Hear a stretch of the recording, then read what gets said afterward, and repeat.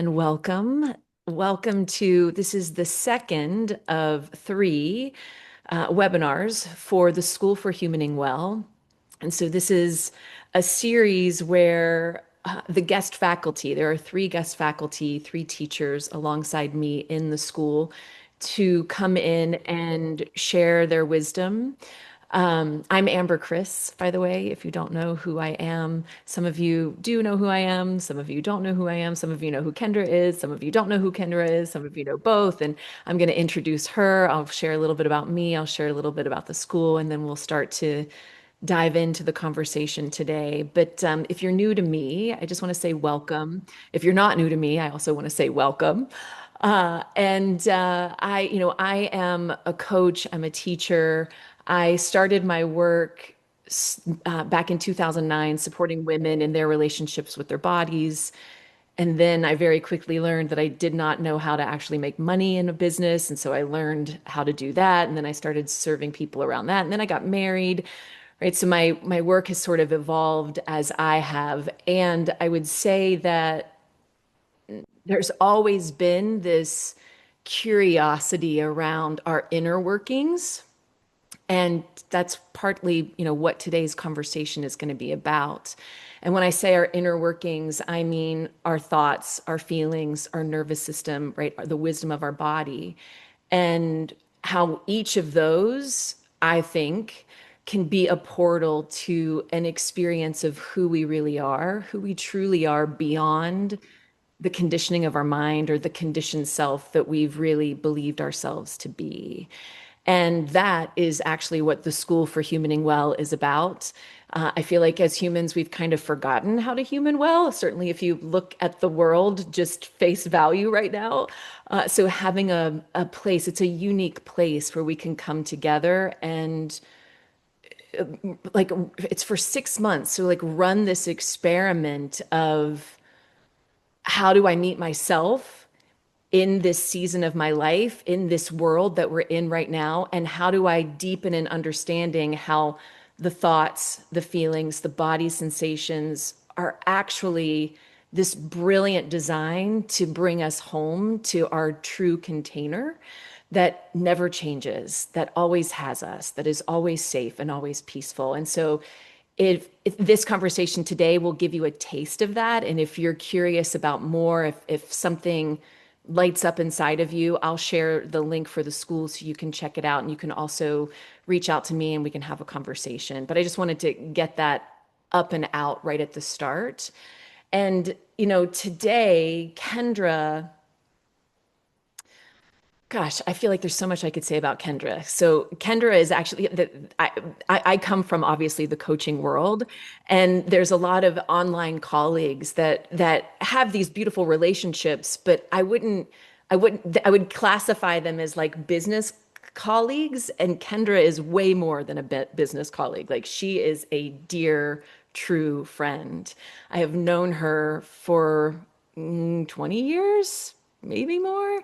She was a bridesmaid in my wedding. Like we've watched each other evolve from careers that we've had before, from dancing and acting into now coaching, into now this embodiment work, into like healers and teachers. And one of the greatest compliments I think that I could share about Kendra is I led my very first international retreat a couple of years ago. And Kendra came. I was so fortunate to have her be there as an assistant.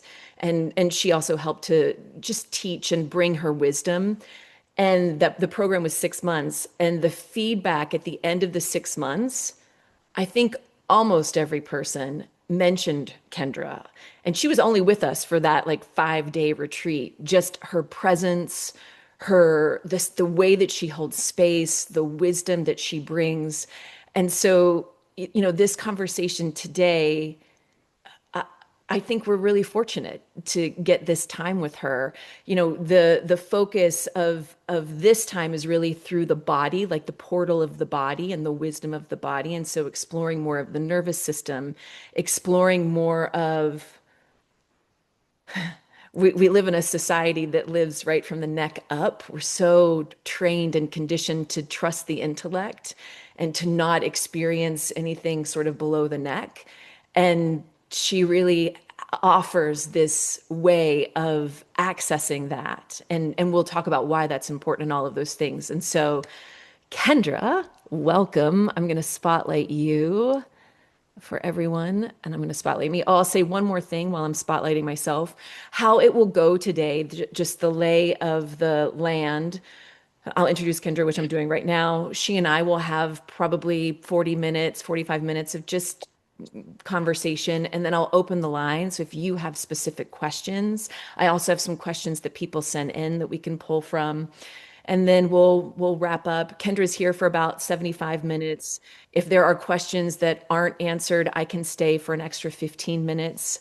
I'm willing to do that. So that's the lay of the land. You get to just sit back, be as you are, and welcome, Kendra. Is there Thank anything you'd you. like to say at the start?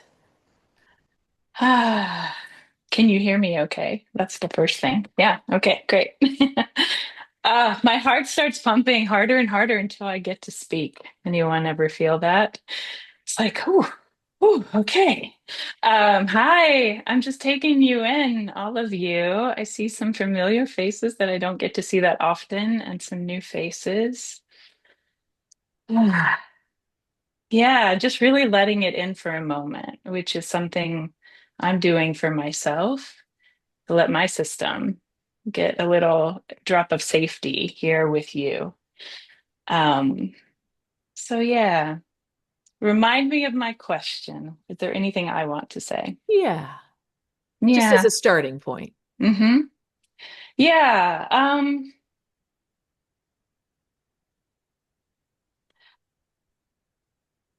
I am, I started my work as a coach almost 10 years ago now. And I quickly realized that I was interested in bringing the body back into that work. And I started down a road out of my own needs, as Amber mentioned, like how her life has evolved. And everything that I share now, and most of what we'll talk about today, I came upon, learned about, dove deeply into because I needed it and I wanted it and I was hungry for it and my life needed it. So, one of those pieces is the nervous system, which I began a training, an intensive training around sex, love, and relationship about 8 years ago. And that was my first introduction to the nervous system. This was before the nervous system was a buzzword everywhere. It was before somatics and trauma-informed care was really everywhere. And I didn't know much about it. And I quickly realized that it was the foundation on which all else could build. And so any work that I do with, with any client on any part of their lives, we begin with coming into relationship with the nervous system and coming into relationship with the body, because to me, and they're not one and the same. The nervous system is a part of my body, but I do use them interchangeably a good bit. The body will say at the body level or the nervous system or the body. um, and I even just last night, I was trying to sleep and I was excited about our conversation today. And I was waking often. I was waking so often. And it was a fascinating thing to notice because each time I woke up, I had this little realization of like, oh, I'm awake again. And and yet I was like smiling and then I would cozy back off to sleep. And part of why I was smiling is that I was recognizing how far I've come from what that would look like the night before something exciting, new, different years ago. And also, what I was doing was just doing the most simple things to let my body know, like, I'm right here with you. I know you got a lot of energy. We're going to go back to sleep now. Like, let's cozy in, right? And so I say that to say that I use everything I talk about all the time. And um, I'm just really excited to share with you all and to hear from you all and connect with you about your bodies, your glorious bodies, as I often say. So I'll stop there for now. Amazing. Thank you just for setting that foundation. And I'm curious, what would waking up multiple times, what would have that looked like 5 years ago, or however many years ago? Yeah. Yeah. Well, I mean, interestingly enough, the Costa Rica retreat you mentioned, that was what, three or 4 years ago? Yeah, Three. 3. I had led multiple Wait, no, sorry, retreats. 2, Two. 2023. Yeah, 2 years. Okay. Yes, you've led multiple I retreats. Sorry. had led multiple retreats, collaborated on, supported in. I had been international and national. And here I was at this Costa Rica retreat with Amber. And for multiple reasons, my system was reading that as something dangerous or unfamiliar. I could go into those reasons, but that would be a much longer story. So that night, after our meet and greet and our lovely dinner, I went up to my room and I did not sleep a wink. I did not sleep a wink. I was in a I had so much energy in my body.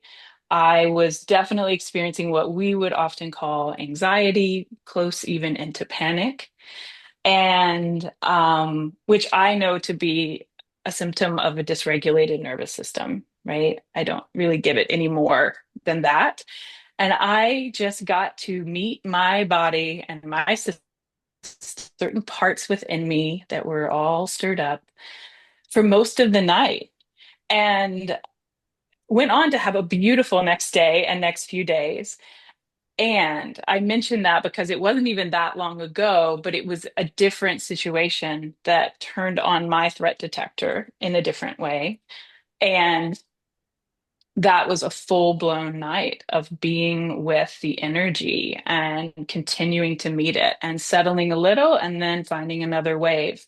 So, not to say that it couldn't happen now and when I step into something new and different because I'm human, and also, something like this 5 years ago, I might have had something like that, right? I may have been like truly, the intensity of the energy may have had me, especially without some of the tools that I now have, would have really had me bracing against what I was experiencing, which then intensifies what I'm experiencing. So, So let's start to break this down a little bit. How do you define the nervous system? Yeah. So I'm talking about the autonomic nervous system when I say nervous system.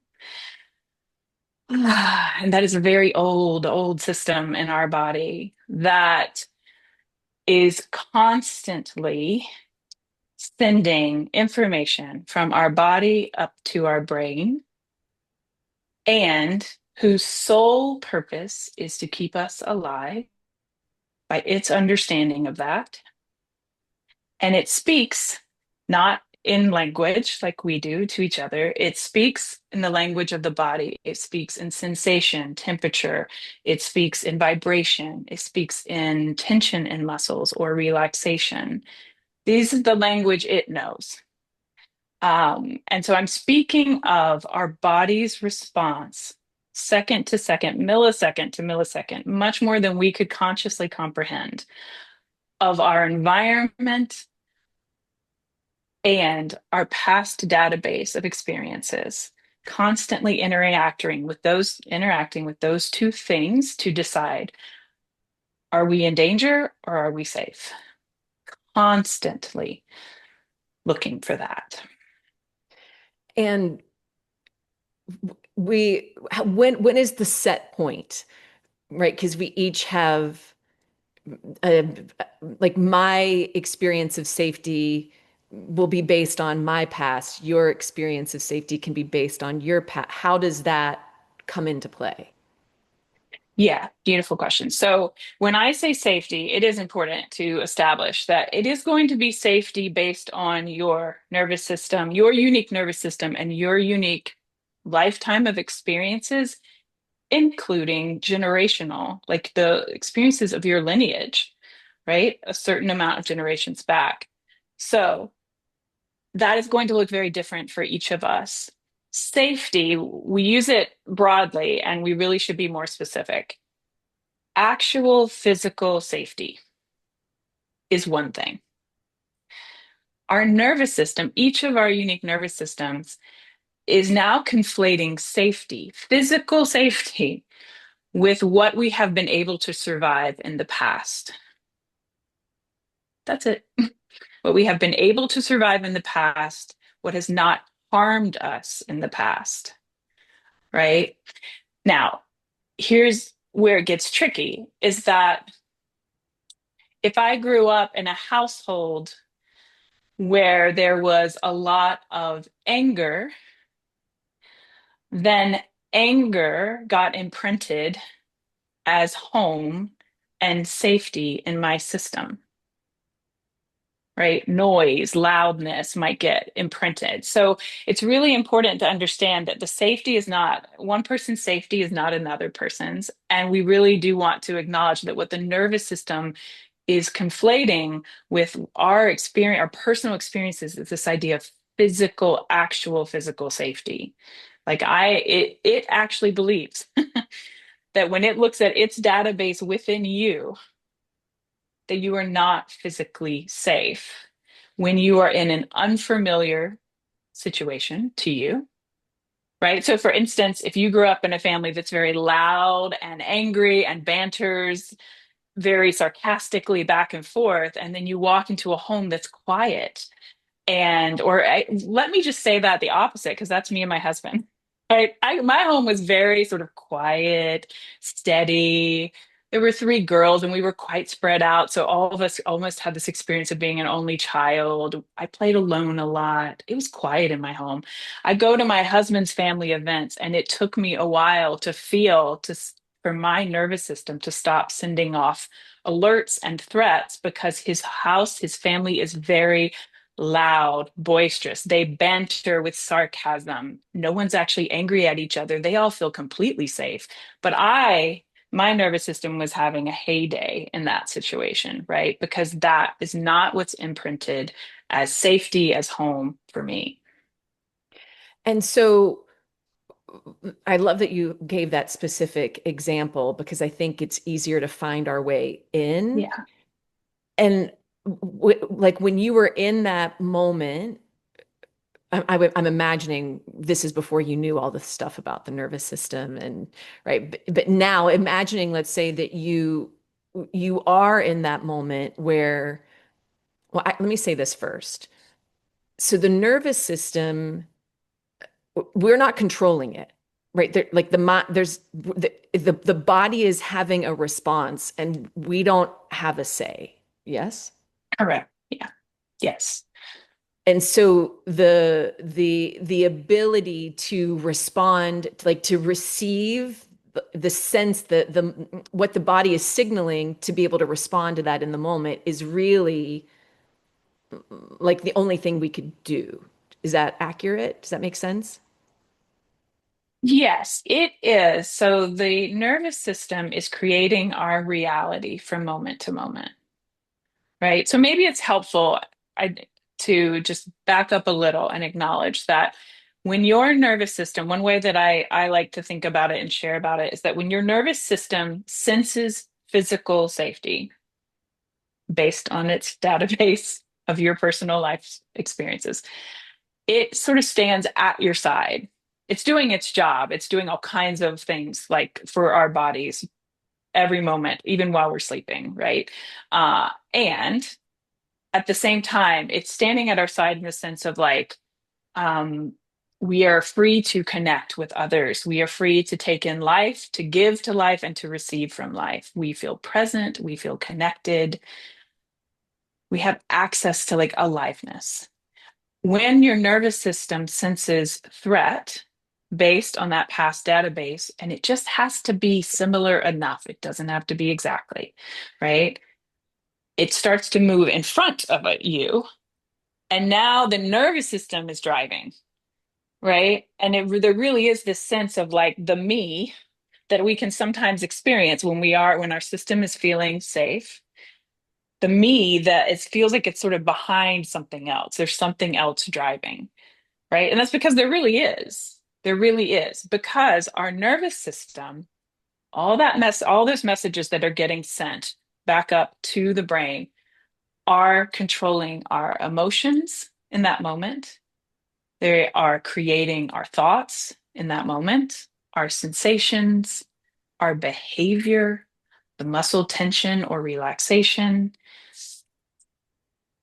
even what like our imagination does in a particular nervous system state is decided by that state we're in. So we cannot, the only way to go back to your question, the only way that we have to affect how our nervous system, in a sense, reads a situation is by, in the moments that we meet that situation and our nervous system starts to kick up, we signal safety. We basically get to come in and say, I know this has been unsafe in the past, but I'm going to show you through your language. I'm going to show you that it's safe now, right? We don't do that by actually talking. We do it through signaling safety on the body level. And if you do that often enough, it changes how the nervous system responds to that particular situation or perceived threat. Does that Yeah. make sense? And so I have two thoughts that come in here. My first question, and I just want to hold it for a second because then I want to, my first question is then how do you signal safety? Mhm. But before we go into that, I also want to say, because I think it's important, when I first started learning more about the nervous system, my my mind my mind wanted to make it like oh, you don't want to feel that way, so we'll just do this action so you don't feel that. But that's not the game either, right? Because then it's still relating to it that way of if I soothe myself in this way, I'll feel safer. So then I don't feel that. That's still lit. We're still saying that that feeling is not safe inside of us, right? It's like it still keeps that alive. Is my what I'm sharing making sense to you? I think so. Yeah. Right? I Like mean, I hear, yeah, go, go ahead. I think there's a lot of like hacks for the nervous system. Mm-hmm. And that that's not the point. At least that's where I am now. I think in the beginning it was like I don't want to feel that, so I'll just do this, treating it like another tactic to feel better Yeah. rather than like it's okay to not feel great and I can still comfort myself in not feeling great, but why can't I just let it you've so beautifully talked about how the body is a container, Yeah. right? And it's like the container doesn't care what the experience is, it allows it. Is that Yeah. more Yeah. clarifying? So before like I do want to get to, so what are ways that you can help yourself feel more safe when your nervous system is activated?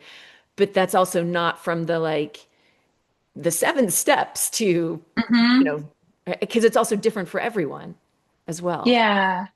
Yeah. It's very different depending on what state you're in and how, like, if we on a scale of 1 to 10, how activated in that state you are. It is so different. And it is honestly maybe not an accident that you said Instagram there, because that's like that, unfortunately, the nervous system is now talked about a lot. And it is talked about in a way in these little sound bites that are like hacks. And to me, honestly, and this is why honestly, like I'm over here like, oh my gosh, we got to get into our bodies before we talk much more. Great. But because it can get so heady, and we can just learn about it from our heads, and it's just more information we're putting in, including the hacks, right? And what I really know to be true is that, like my son, for example, I just want to know him inside and out. Like I love him so much. I want to sit with him when he's angry. I want to sit with him when he's sad. I want to jump up and down with him when he's happy. Like, I just love him. I want to know every facet of him, and I want to be with him in any state. And I want to support him. And like, I want all of that. And that is really the relationship that I'm inviting us into with ourselves, right? And the nervous system is a part of that and a foundational part of that, because if we don't understand it, we will make story about it and not realize we're doing it. We will make all kinds of stories about ourselves and not realize they're stories. So it's this beautiful way to know ourselves even more deeply and continue to have the full human experience, right? Like we're not trying to not be human. We are human. And so to me, it's really important to anchor all of this like heady information in this really deep sense of compassion and curiosity and care.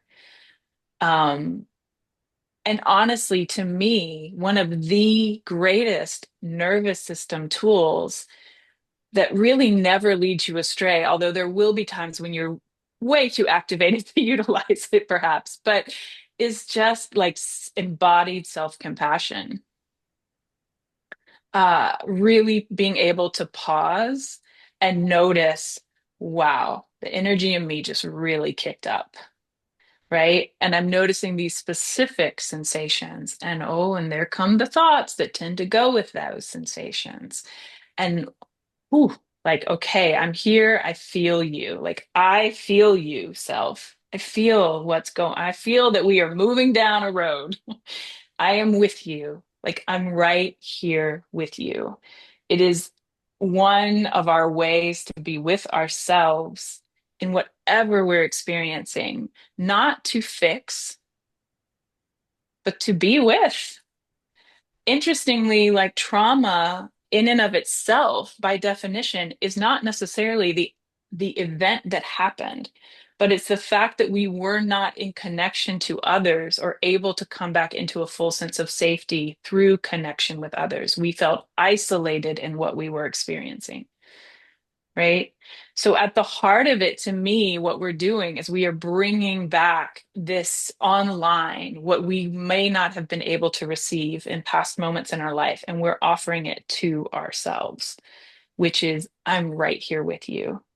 And I feel what's happening. I'm not just up here in the stories. I feel what's happening. And I can meet it with some comfort or with the ability to move and let the wave move through me. I can meet it with different things, but that comes out of love and curiosity and care, not out of fixing. Um, will you talked about getting into our bodies. Mhm. Is there a practice you'd like to Yeah, share? And it's totally sure. fine if not.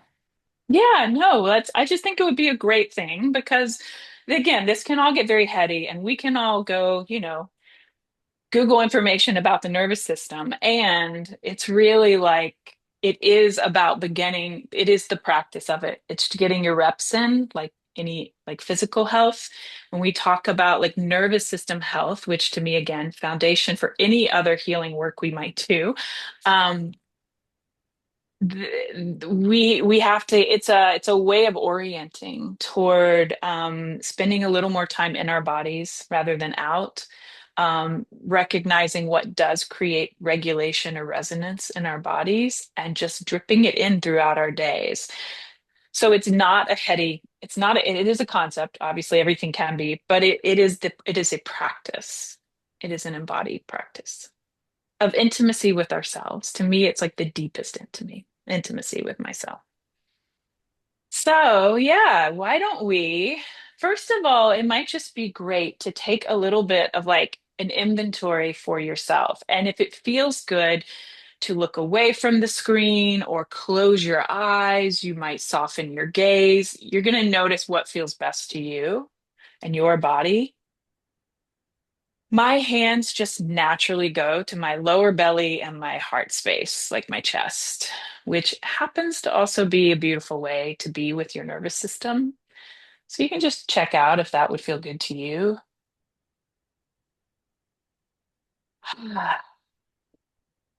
And so, first, you might just notice what tells you right now that you have a body,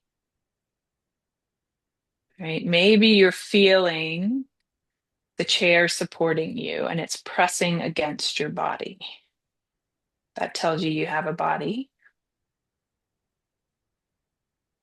Maybe you feel your feet against the floor.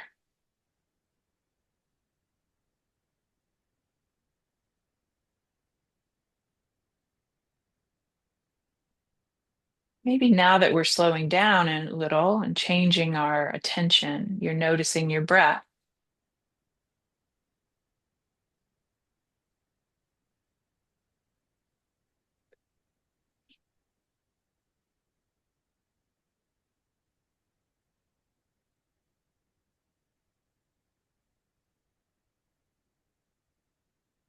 And you don't need to change anything. Some things change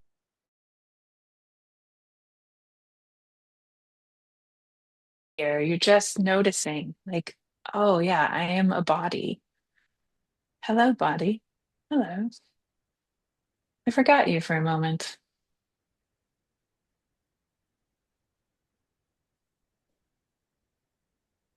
You may also feel sensation in the body. So we can feel sensation in many ways. Something might be acting upon your body, like the chair you're in.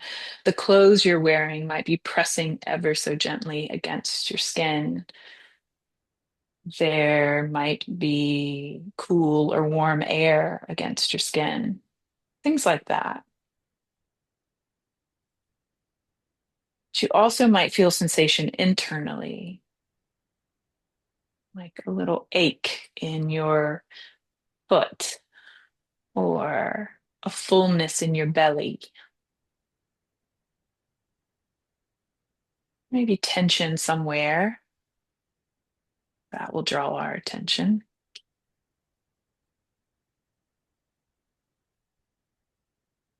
And you might just for yourself right now, out loud to yourself, if you can in the moment. If not, you can do it in your head. Just speak like, I'm noticing an ache in my left foot, like an aching, a throbbing. I'm noticing the cool air on the skin of my arms. Like just name a few sensations that you're noticing and where you're noticing them.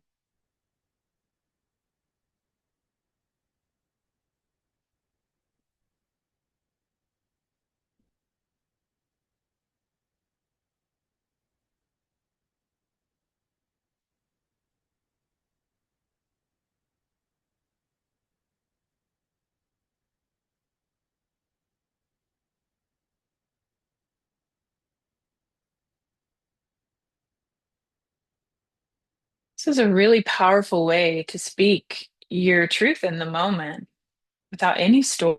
Right? There's pressure in my chest. There's a bubbling in my heart. There's heat in my face.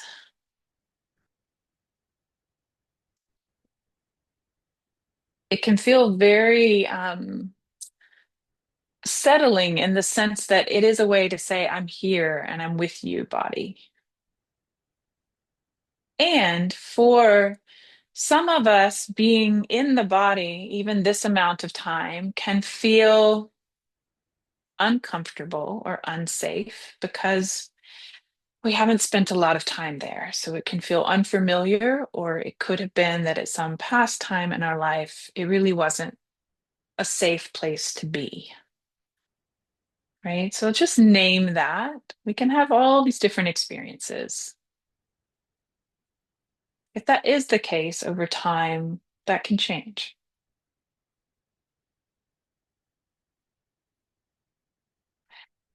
And then I invite you to notice the things that you named for yourself.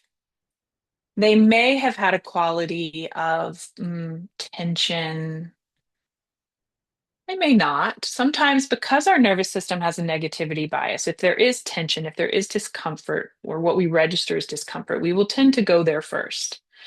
And so now I want to invite you to notice. It might be something you already noticed, it might be something new, to notice something that feels either neutral or pleasant in your body's experience.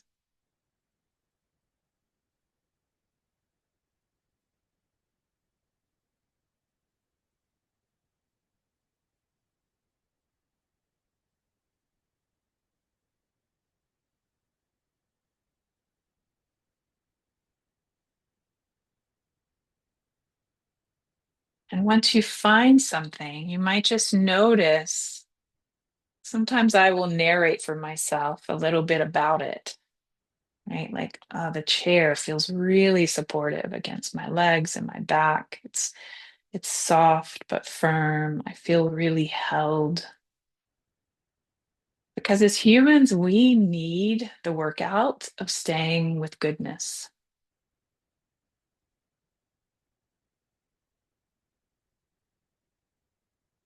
So just notice if you can even like juice that little experience in your body somewhere for even a little more, just another few seconds.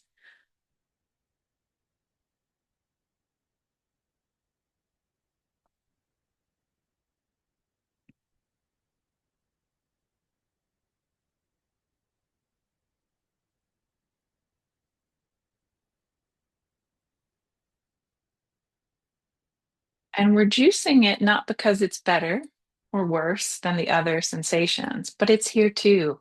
And we will tend to skip over it, right? So we're filling in more fully by staying with it.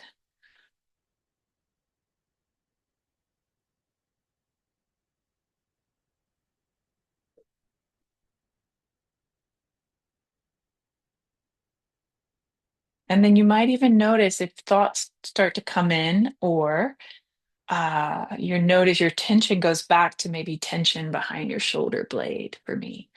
That's beautiful. And so then you have an opportunity to practice coming back to what felt neutral or pleasant. Just try that for a moment.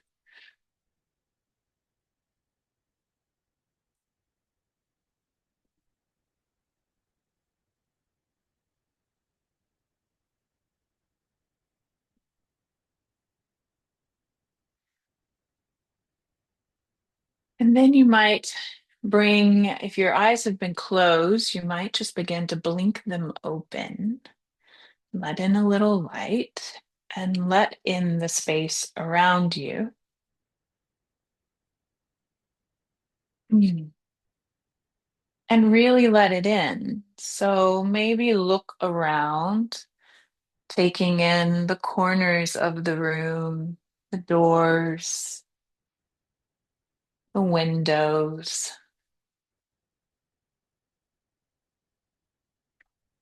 Sometimes I will call this our animal body, our nervous system.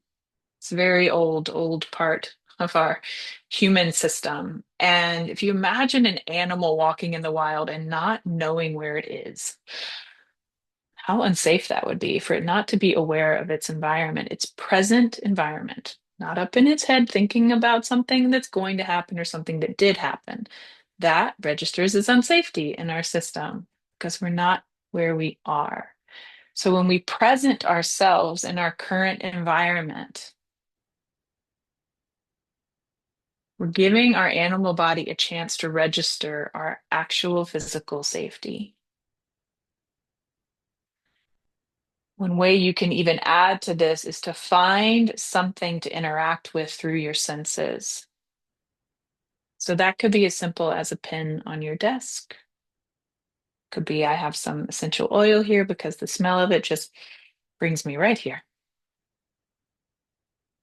Right? But it can be touch, like this pin.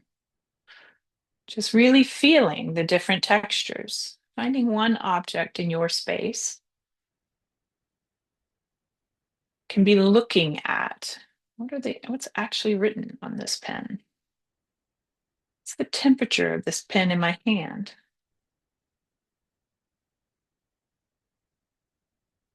Allowing your environment to tell yourself and your system, I am here. I am right here, right now. And right here, right now is actually physically safe.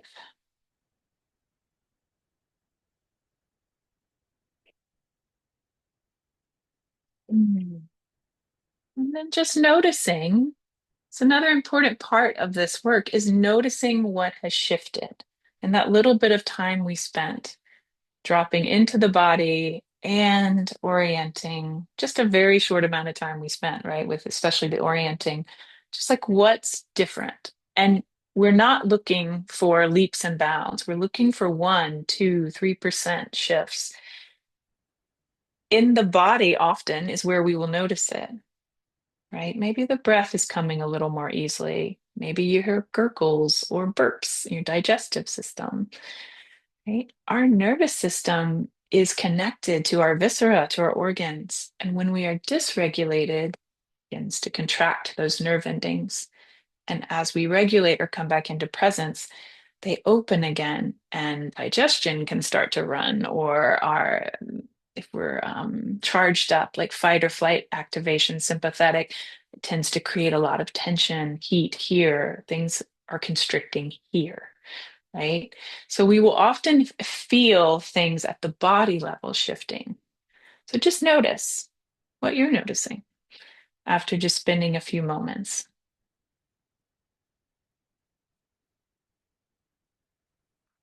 And if, I don't know if there's well, of course there's a chat, but if it would feel good to name it and put it in the chat, it can be a nice way to sort of claim it for yourself, We or could you can just also, notice it. if anybody wants to share what Yeah, if you'd you like to notice. share, that would be great. I noticed I was yawning more. That's a big one too. Yeah. Yawning, burping. There's all kind, but yawning is a big one, right? It's a way that we dispel energy. Yeah. Would anyone else like to share something that you noticed? And again, you could do it in the chat if you don't want to raise your hand or unmute yourself. And you don't have to turn your video on. Hi, Jillian. Come on down. Hey. Um, so I'm in a public space and I've done a practice like this many times in a private space. So it's actually like really good because this is a safe enough place where it's like kind of a good in between to titrate this type of experience on my own and then just realizing like how much in just a simple cafe that I come to all the time, how disconnected I get from my body unknowingly and then to come back into it. And so what I'm noticing is I'm like quite crampy today and I'm noticing more space around the cramp. But I'm also noticing that my body's excited to be on its own again because I think that's when I'll fully feel like there's spaciousness to release. So that's kind of what I'm noticing is there's more spaciousness, but it's not quite what I can get to or quite what I experience when I'm in a habitat, my animal body's in a habitat where it is really looking at, am I safe? Is this okay? So yeah, Yeah. it's fascinating. That makes a lot of sense. And it speaks to, Jillian, something that is a really beautiful weaving in this work too, which is like how we engage with others, right? Because yeah, I'm inviting you into this very individual experience. And then what happens, right, when we are interacting with others? And that's the question of intimacy, right? Yes, intimacy with ourselves, but then intimacy with others. And we can tend to either throw all of our attention out onto the other or be very absorbed in our experience inside ourselves. And let's say a robust nervous system, an animal body is aware of both, right? It's Yeah. taking in both. And so just it sounds like you are well aware of that and that practice. And just it's a really beautiful thing to start to notice as you go into different environments. okay, being able to track what's happening inside of me as what's outside of me is changing, right? Hmm. It's a way to know ourselves better Hmm. and then to begin to interact perhaps sometimes in ways that are more in alignment with our values or what we're wanting for ourselves, right? Based on that information. Yeah. Yeah. Thank you, Kendra. I love Yeah, this. Yeah. beautiful. Thank you, Thank you. Jillian. And if you feel like you noticed nothing, that would also be fine to share and talk about. Because I think that's a common experience too. Like, I can't tell you how many clients I've worked with who are like, body sensations, I don't know what you're talking about. I don't feel anything. Right. And then it's like the story gets reinforced that I don't feel anything. And so then there's sort of just a blocking of even a desire to try. But that's still noticing something. Cynthia.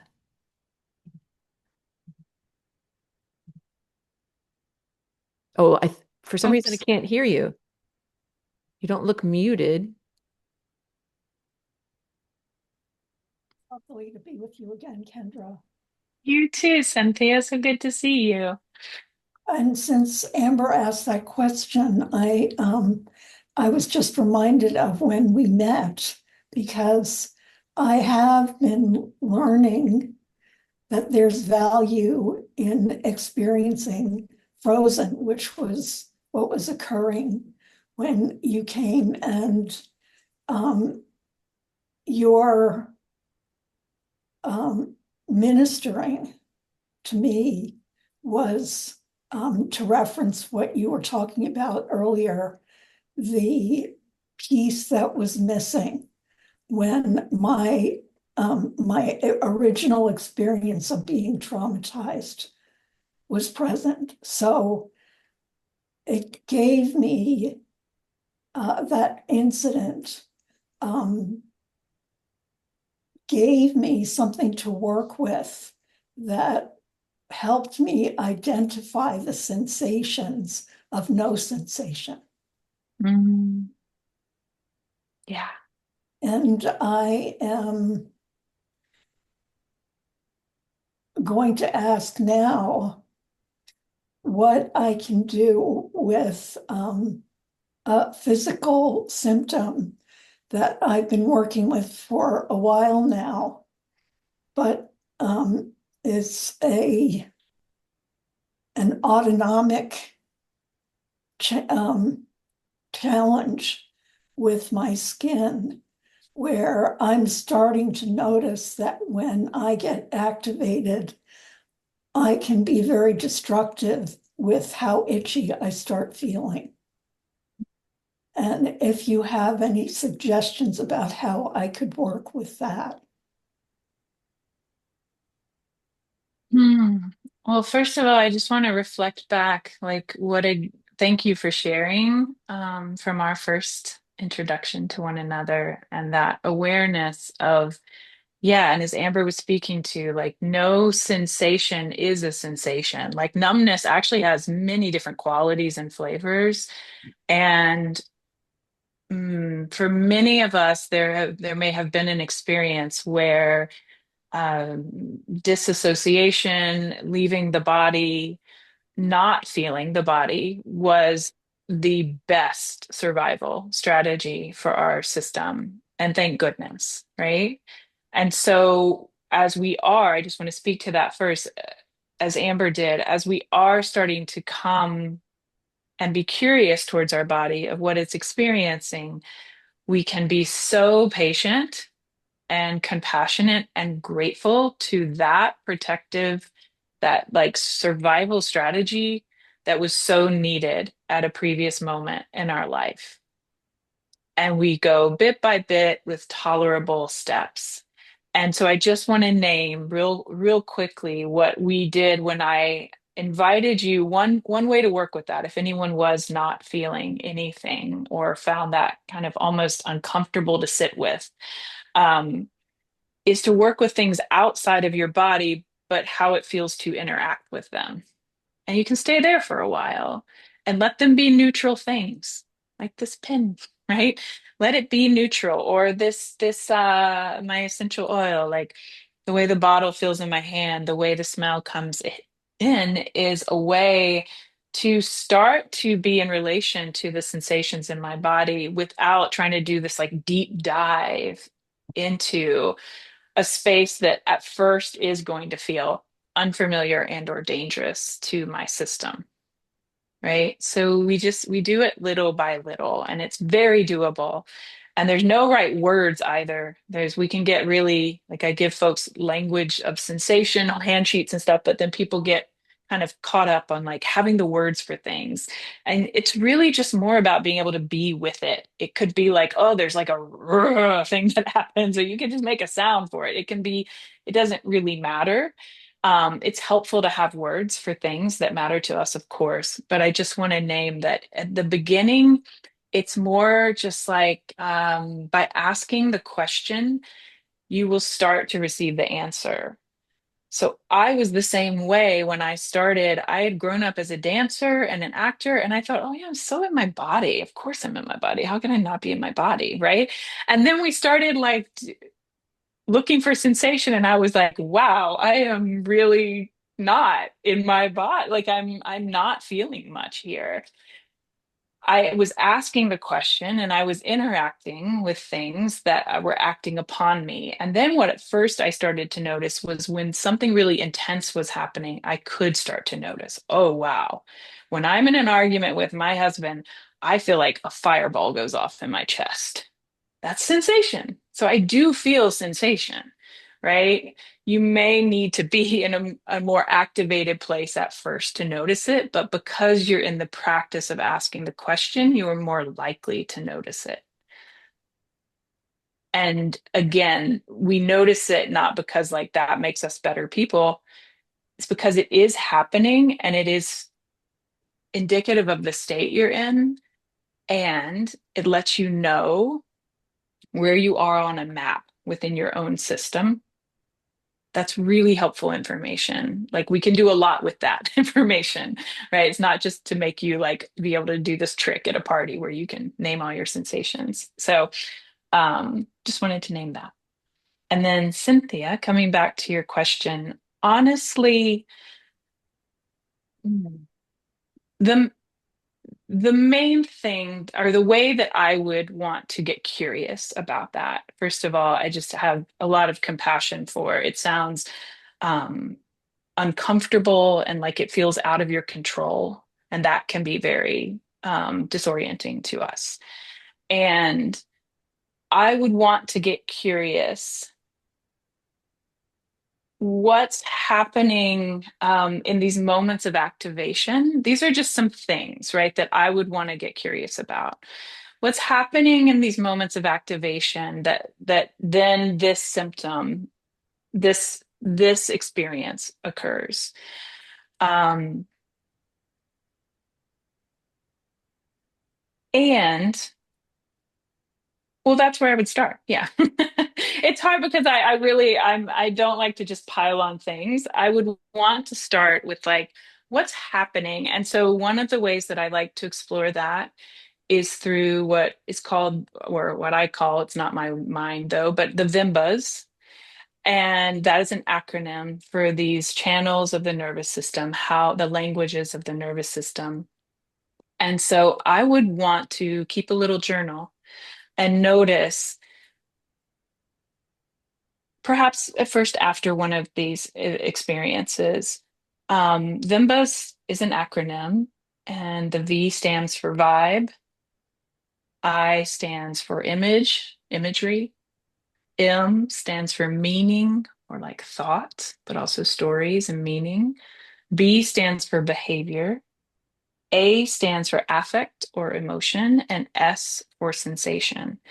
And all I want to do is just maybe write that acronym and get curious about, is there a certain vibe that came over the space before this experience started? For instance, sometimes we can feel someone walks in a room who's maybe in an argument with, someone else in the room, and we feel something just got heavy here, right? So that's what I mean. Like we feel, sometimes we will just get incredibly tired, for instance. That might be kind of a vibe type thing.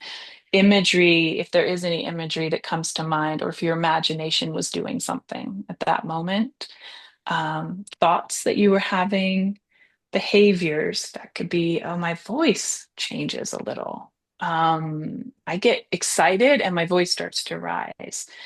I start to really get tight and shut, like tight in on my body, things like that. I start slamming doors, whatever it might be, right? I start yelling.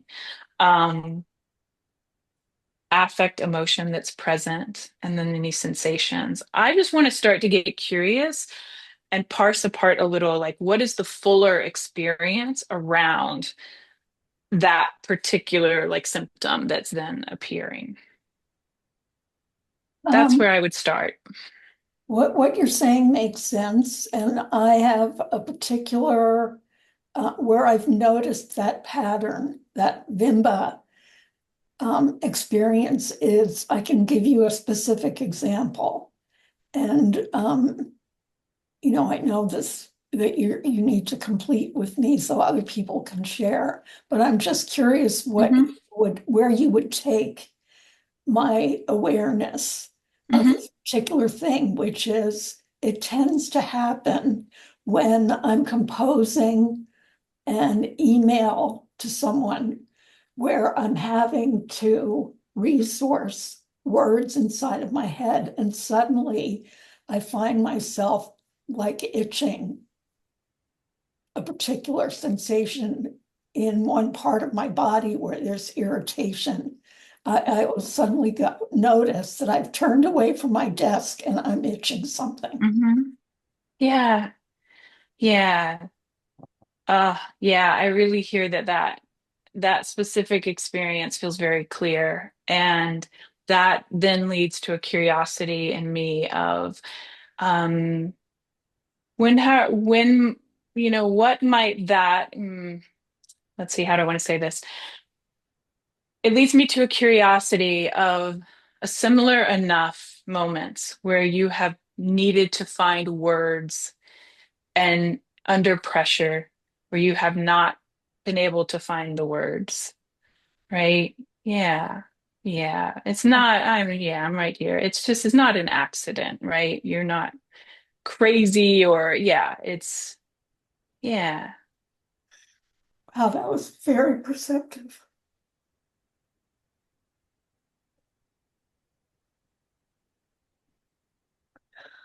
Yeah. Wow. Well, and even right now, I want to just invite, yeah, yeah. I'm like, thank you. Yeah.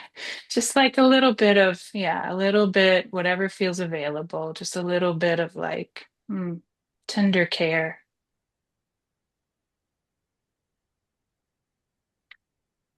Yeah.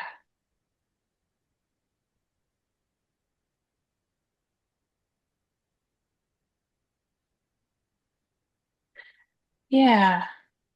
Oh, Kendra, that was incredibly helpful and insightful. Mm, I'm so glad. And one of the things, right, like we're doing it right now, just through our connection and you're with yourself. I can feel that, right? And a beautiful like what we're recognizing is that there is a sense of unsafety in that experience even though it might not make a lot of sense to your cognitive like mind.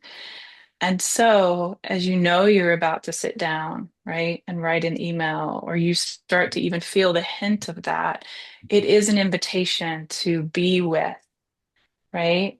There's several invitations here, like maybe after our call to spend a little time with those tears and the part like within that those came from or coming from, right? And also an invitation to recognize like it doesn't have to make sense to like the logical brain, Yeah, but writing those emails and look needing to find words is it has been gotten coupled with danger in your system. yes, yeah, Yeah. Yeah. So any regulation, any signaling of safety that you can do before, during, and after will be able to change that over time. well, Yeah. Yeah. thank you. I'm so glad you asked or Thank you. shared That it. was Yeah. really brilliant. Yeah. Yeah. Thank you, Cynthia. Yeah. Mhm. I'm right here with you. Would anyone else like to share anything or ask a question? You can raise your physical hand and I can see you. You can also raise your Zoom hand. And in the meantime, why is nervous system like why? Well, I would say I have two questions. The first is why is this so important? And then my other question would be, will you share I think most people are aware of sort of like the different stages, right? But to Mm-hmm. talk a little bit about what each of those can look like Yeah. and maybe start there and then do the other. I don't know. Okay. Okay. Yeah. So when when our nervous system senses safety based on its database, sitting by our side like this, and we feel open, present, available for connection and life, that we can call ventral state. We can call it sometimes window of tolerance. People call it different things, call it being in your window of tolerance or your range of resonance. But that is the ventral state of the nervous system. When the nervous system senses threat, starts to move in, it will always its first responder is what we call sympathetic activation. We often call it fight or flight or fawn. But we tend to call it fight or flight, just common vernacular. That's our first stop. And that is an I must experience. I must fight. I must run. I must take action. I must. Right. So this is where um, anything from annoyance to rage, feeling a little uncomfortable and unsure, a little bit of fear to terror, right? There's a scale here. Like, right, we can have low sympathetic charge or very high activation. If our system senses that that strategy is not going to work in this particular situation, it will either send us, I think of it as as sort of a ladder or a highway sometimes, will send us down into either what we call dorsal or just commonly called shutdown, right? Or it might send us into a blend of the two, which we call freeze. So dorsal is a I can't experience, like I just can't. At its lowest level, it might be kind of like feeling in a funk, not having energy for something you had energy for like just the other day, right? You're excited about, and now you have no energy. At its highest activation, it can be disassociation, just completely shut down, right? Depression, disassociation. Um, other things that we might feel are like floating, foggy, completely numb, unable to access the energy to do anything. So it's an I can't experience, right? Important to know that it's all that sympathetic charge is still in your body, but your system decided we can't get out this way. We can't survive this way. So it puts a blanket over all of that activation. And you don't have access to all that energy anymore, but it's still in there. It's still in your system. This is why when we come out of dorsal, we get to go through often a lot of sympathetic charge to get back to ventral. So that can look like as we're coming out of dorsal, we might feel anger. We might feel like, I gotta control, I gotta do. Like we might feel some of that activation. Freeze, the third state that I mentioned, is equal parts dorsal and sympathetic. So it's again the nervous system reading I'm not going to be able to survive this threat through fighting or fleeing. And so I am going to literally freeze. I'm going to put a blanket. I'm going to meet that with equal energy of dorsal, meaning that for me, freeze literally does feel like this in my body. It feels like there's equal energy pressing almost like out toward the world and equal energy pressing in, right? If you think about, you could even try it, putting your hands, your palms together and pushing as hard as you can and feel how much energy is in your body, right? Freeze is similar to deer in headlights. I must, but I can't. I should, but I can't. Why can't I? Oh my God, this is driving me crazy. I said I'm going to do this for 4 days. Why can't I do this? I've got to do this. I'm not going to be successful if I don't do this, but I can't do this. Oh my God, I'll do it tomorrow. Right? It takes so much energy to be in freeze, right? Um, Important to know that we don't choose these states. I know we spoke to this earlier, but these are not choices we make. Our system, when it senses danger or unfamiliarity, which equals danger to it, it moves in and it is making these decisions before our cortical brain like even processes. It is kicking our heart rate up if it wants us to fight or flee, right? It's getting us ready. It's kicking up adrenaline and cortisol before we even have the cognitive thought of like, oh, I'm walking alone and there's a strange person over there. Our body has already kicked a cacophony of moving resources from one place to another to protect us. So really important because we can end up using like our states against ourselves, and it is not under our control. The only way, as I said earlier, that we can start to shift how our nervous system responds in specific situations where we know we are actually in physical safety and we actually want to be able to move towards something that's important or valuable in our lives is by signaling safety little by little as we take tolerable steps toward that thing, right? So I just want to name, it's a lot to talk about in one sitting, but there is a way forward. You're not stuck having that response forever to whatever area of your life you have it. And one of the other things I'll say is that most of us have, well, we all have a vagal tone, a shape that our body has taken most commonly in response to threat.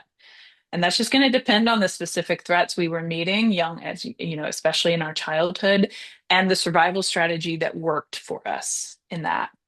So as we all know, I'm sure, right? Like Amber and I are a great example of this because Amber has a much more sympathetic or has historically had a much more sympathetic vagal tone, and I've had a much more dorsal vagal tone, right? And as friends, we can like looking back, we can really see that. And that has it, you can shift that. We all can. And in fact, Amber has and I have. We both have. So we're meeting in the middle now. But but it's like it can come to look like personality. It can come to look like just who you be in the world. And so this is part of why it's so important is because we end up experiencing, this is why it's important to me at least, we end up experiencing a very small part of our possibility potential in life. You think about all the colors in a paint palette, and we're probably painting with like this little sliver. And we're thinking, well, that's just who I am. That's just my personality. That's how I am in relationship. That's how I am in this. No, that's just how you were shaped by your experiences and how your nervous system shaped in order to be with the experiences coming at you, right? But that by no means that you don't have access to all the other palette, right? And so the more that we can be with our nervous system, come to understand, right? Like Cynthia so beautifully and vulnerably shared, right? Like understanding that moment, she's like, we're not sort of trapped in this sliver or this idea of ourselves as like a certain personality or a certain expression. We have access to all of it. And to me, the nervous system and the relationship with it is one of the biggest ways we can come back into full relationship with all that's possible in us. Yeah. Yeah, Chantal. It's so good to see you, Chantal. I know. Thank you. That's good to see you Yeah. too. Kendra, I have a question about what you just shared. It wasn't until this moment when you were talking about it that I realized that I think I've been in a kind of, I want to say, long-term state of freeze, and I didn't label it as freeze. Um, and what you were saying about the personality thing resonates because I think my nervous system wired towards hyper, so I was just always in the sympathetic. I think that's comfortable. But I've been experiencing over the last few months that thing that you're talking about is like, I gotta do, but I can't, but I gotta do, but I can't. Yeah.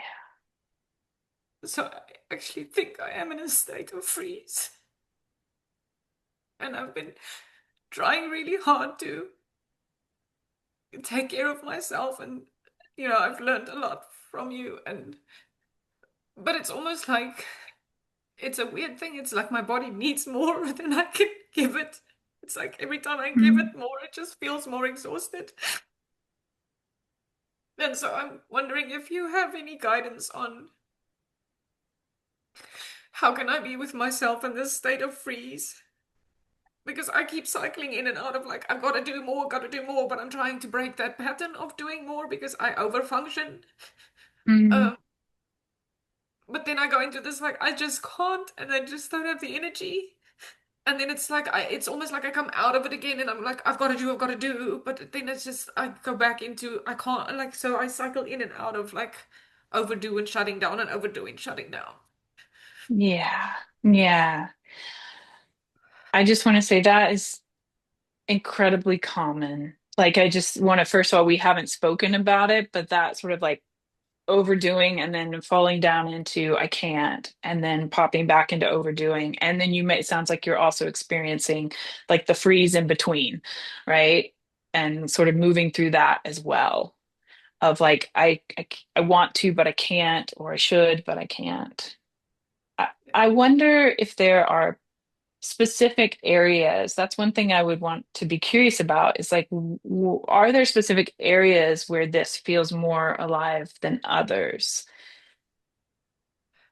I think a big thing that stood out for me when you were talking was like, I got to come back into safety. And I think I don't feel safe. There's just so much going on that I have a hard time feeling safe. Yeah. I don't have a Yeah. way to, yeah, I feel like in my environment right now, there isn't a safe, there isn't enough safety. And I don't know. I feel like I don't have the capacity to give myself that. I've been trying, but I feel like I've just been pushing so hard that I can't give myself. I kind of need an anchoring from the outside, and I don't have it. And it's just, you are aware of like my dad died, but like Yeah. I've also lost other family members this year has just been like loss after loss after loss, and it's like there's just a lot going on. So it's like for me, what's happening is my entire identity is being redefined. I'm in some way shedding parts of myself, but also then not knowing what to do. Like, what do I do now? Where do I go? If who I thought I was isn't that anymore, then you're like I'm in this in between where I'm like, I don't know who I am becoming. Yeah. Yeah. I hear that, and it makes a lot of sense. It makes a lot of sense. There's a lot of loss. Again, very disorienting. And also, I also know just from knowing you, like there's also a lot you're growing into. Like there's just been a lot. There's been a lot. Yes. Yeah. Yeah. Hmm. So I want to be clear that when you say there's not safety in your environment, that you don't mean your environment is physically unsafe. Yeah. No, I kind of just mean I don't feel like I have any place to turn to that feels safe. Yeah. Okay, got it. Yeah. I just always want to be really clear that there's obviously a different situation here that does would want to be dealt with differently, right? So, um, okay. So I wonder, I'll speak to again how I would want to just start to get curious and be with this. First of all, like I'm over here feeling so much compassion for what you're describing and experiencing. And I wonder if we could like pause the like a little more heady, like I'm looking for something out, like, and just like, would you be willing to put like, yeah, your hand on your chest or wrap yourself in a hug? Yeah. And just really acknowledge, like, yeah, this makes sense. Like, I make sense right now. Like, there's a lot going on. Yeah. Yeah, like this isn't so crazy. I am like, you're human, right? Yeah. It's just like really pausing to acknowledge yourself. Yeah. And I wonder if there's anything that you would feel really good to hear. Like if there was a space in your environment and you could turn to someone and they would say this and you could just fall into it. Like, what might that be? Um, it's going to be okay and you'll figure it out. Yeah. Yeah. Gonna be okay. You'll figure it out. Yeah, or more Maybe. like you'll grow into it. It's going to make sense at some point. Mm, It'll make sense at some yeah. point. Yeah. Oh, that one feels a little more resonant in my body. Yeah, like if it like landed, like, oh, so like reassurance, like you're in the in between. It makes sense that it feels so rocky. You're gonna figure it, like it's gonna make sense. It's gonna make more sense later. Yeah. Yeah, I like that. It's going to make more sense later. Yeah. Yeah. And then also noticing like, oh, it might feel really good to have them say, and even in this like messy middle, I'm right here with you. Yeah. Like you're not alone in this. I'm right here. Yeah. Yeah, I think that that's the piece that feels tender. Yeah. Yeah. That piece that feels so tender, I want it for you. I want it to be sung from all the halls for you, from all the people in your life. And I also know that it can be most deeply received from you by you. And it is strangely vulnerable to sit with ourselves and say through the tears, I am right here with you. I know it feels really disorienting right now, and I'm right here.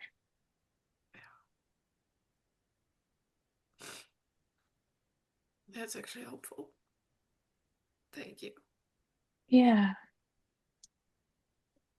That is where safety comes from ultimately.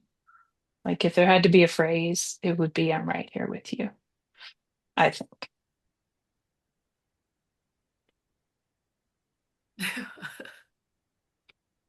Yeah, Yeah. that Yeah. makes sense. And I know you beautifully do. I would tell others, but it's like I know you do these things, right? But in case they're getting lost in the mix, right? That time communing with nature, because Mhm. nature has us, man. It holds us. Yeah. Yeah. No, it's my It's an go-to thing right important, yeah. now. Yeah. Oh, Is it okay Yeah. if I offer? Yourself.